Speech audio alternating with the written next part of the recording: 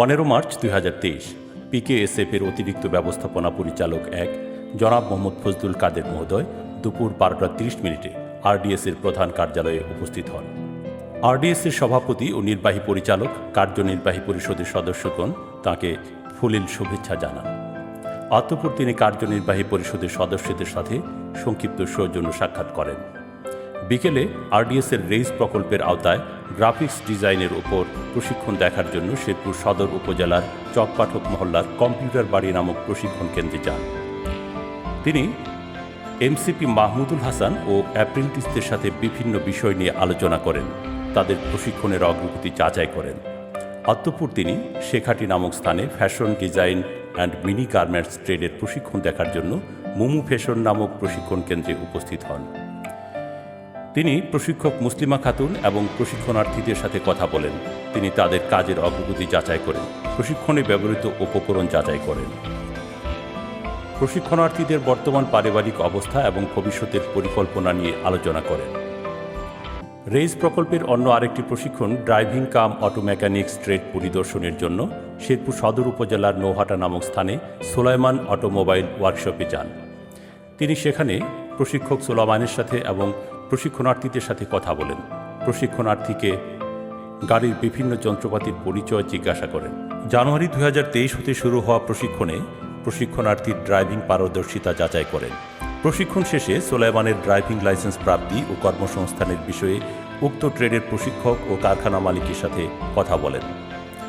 Driving কাম auto mechanics trade পরিদর্শন শেষে তিনি সদর উপজেলার কসবা গারোপাড়া গ্রামের সাথী সমিতির সদস্যা মোসাম্মদ জাহানারা বেগমের স্বামী মোহাম্মদ তারেকের মাশরুম চাষ প্রকল্প পরিদর্শন করেন।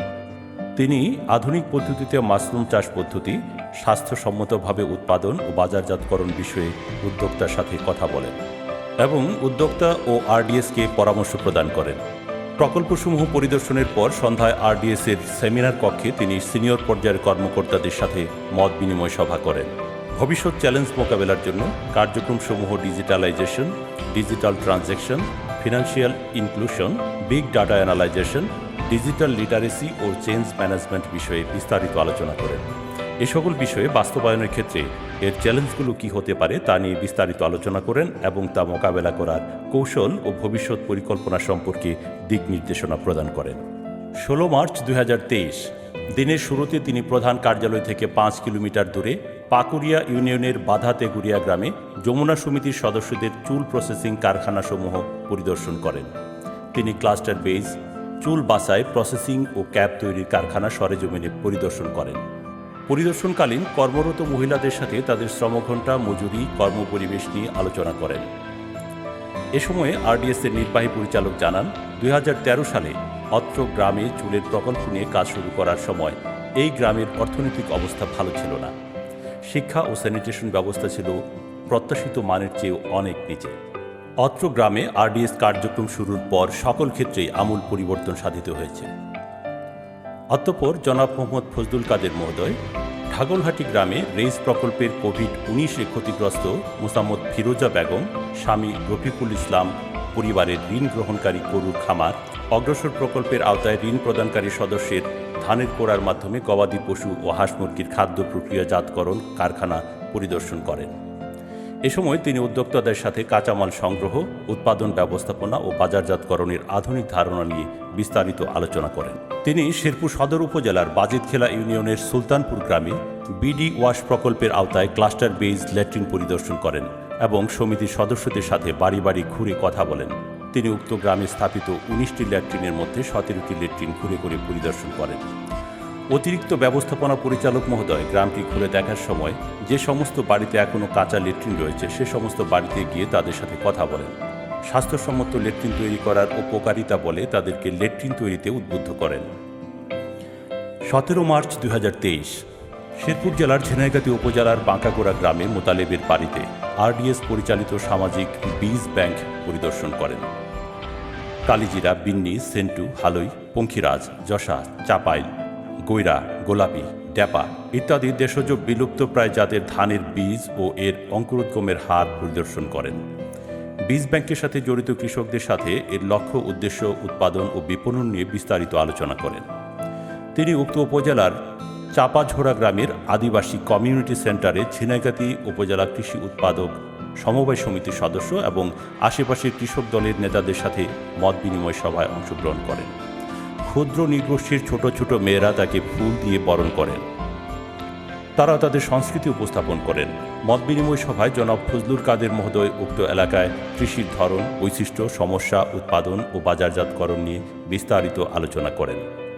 দেশজ জাতের বিলুপ্ত ধানের জাত রক্ষা, তা পুনরায় উৎপাদন ও বাজারজাতকরণের বিষয়েও তাদের মতামত গ্রহণ করেন। তিনি ক্লাস্টার ভিত্তিতে এবং আধুনিক পদ্ধতিতে ধান চাষের উপর গুরুত্ব আরোপ করেন। শেরপুর জেলার নালিতাবাড়ী উপজেলার মরিচপুরান ইউনিয়নের কোজাকোড়া হাই স্কুল মাঠে দিনব্যাপী প্রবীণদের ক্রীড়া অনুষ্ঠান শেষে পুরস্কার বিতরণী অনুষ্ঠানে অংশগ্রহণ করেন। পুরস্কার বিতরণের শুরুতে তিনি শারীরিকভাবে অক্ষম 4 ব্যক্তির মাঝে হুইল চেয়ার বিতরণ করেন। শ্রেষ্ঠ প্রবীণ সম্মাননা, শ্রেষ্ঠ সন্তান সম্মাননা, অন্যান্য ক্রীড়া প্রতিযোগিতায় বিজয়ীদের মাঝে পুরস্কার বিতরণ করেন। পুরস্কার বিতরণকালে মরিচপুরান ইউনিয়নের চেয়ারম্যান মোহাম্মদ ইয়াকুব আলী, ওয়ার্ড কমিশনারবৃন্দ, ইউনিয়ন প্রবীণ কমিটির সভাপতি প্রফেসর মোহাম্মদ মুজিবুর রহমান, আরডিএস এর প্রকল্প সংশ্লিষ্ট সকল কর্মকর্তা ও কর্মচারীবৃন্দ উপস্থিত ছিলেন। 18 মার্চ 2023 সকালে আরডিএস এর সভাপতি জনাব তরুণ চক্রবর্তীর সভাপতিত্বে শেরপুর জেলার শিল্পকলা একাডেমি মিলনায়তনে কর্মী সমাবেশে প্রধান অতিথি হিসেবে উপস্থিত ছিলেন জনাব মোহাম্মদ ফজলুল কাদের মহোদয়। পবিত্র কোরআন তেলাওয়াত ও পবিত্র গীতা পাঠের মাধ্যমে অনুষ্ঠান শুরু হয়। সমৃদ্ধি কর্মসূচির ছোট ছোট বাচ্চাদের জাতীয় সঙ্গীতের সাথে সাথে সকলে দাঁড়িয়ে সম্মান প্রদর্শন করেন। অনুষ্ঠানে সকল স্তরের কর্মীগণ একে একে সংস্থার কর্মপরিবেশ, কর্মসূচি ও সুযোগ সুবিধা সম্পর্কে তাদের অভিমত ব্যক্ত করেন। প্রধান অতিথির বক্তব্যে জনাব মোহাম্মদ ফজলুল কাদের মহোদয় বলেন, প্রায় 10,000 সংগঠনের মধ্যে 200 প্রতিষ্ঠান পিকেএসএফ এর সহযোগী প্রতিষ্ঠান হতে পেরেছে। এর মধ্যে 70টি প্রতিষ্ঠান পিকেএসএফ এর আওতায় বিভিন্ন প্রকল্প নিয়ে কাজ করছে। আরডিএস এর প্রাতিষ্ঠানিক ভিত শক্ত হয়েছে বিধায় পিকেএসএফ এর সহযোগিতা অব্যাহতভাবে বৃদ্ধি পেয়েছে। বর্তমানে আরডিএস পিকেএসএফ এর মূল্যায়নে এ ক্যাটাগরির প্রতিষ্ঠানে উন্নীত হয়েছে। সুদক্ষ পরিচালনা পর্ষদ, নির্বাহী পরিচালক ও কর্মী বাহিনীর কারণেই এই প্রতিষ্ঠান স্থানীয় গণ্ডি থেকে বের হয়ে আঞ্চলিক গণ্ডিতে প্রবেশ করেছে। তিনি উপস্থিত সকলকে পিকেএসএফ এর পক্ষ থেকে আন্তরিক ধন্যবাদ জানান এবং ভবিষ্যতেও আরডিএস এর কর্মকাণ্ড দেখার জন্য আসবেন বলে আশাবাদ ব্যক্ত করে বক্তব্য শেষ করেন। পরিশেষে সভাপতি মহোদয় অব্যাহত সহযোগিতার জন্য তিনি সহ পিকেএসএফ এর সকল স্তরের কর্মকর্তা ও কর্মচারীকে সমাবেশের পক্ষ থেকে আন্তরিক ধন্যবাদ ও কৃতজ্ঞতা জানান এবং ভবিষ্যতে মেধা ও সর্বোচ্চ সামর্থ্য দিয়ে কাজ করার প্রতিশ্রুতি ব্যক্ত করে সভার কাজ শেষ করেন। সভা শেষে মাননীয় প্রধান অতিথি জনাব ফজলুল কাদের মহোদয় সভাস্থল ত্যাগ করে ঢাকার উদ্দেশ্যে রওনা করেন।